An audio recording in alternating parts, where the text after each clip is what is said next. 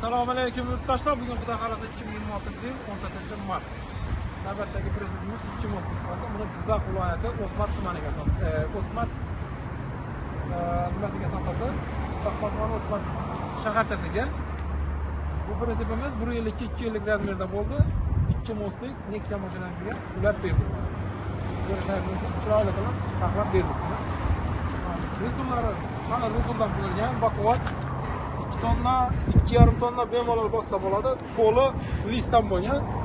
Qo'li list, balonlar spark balon bo'lgan. Nexia'ning zapascha balon bemalol tushadi, 14 lik balon. Kartoplarga kelsak, 1 tonna 600 lik zamok. Har doimgidek 1 tonna 600 zamok. Zanjirlari bilan tok montaj parkoklari bilan chiroyli qilib o'rnatib qo'ygan. Hujjatlari hammasi joyida.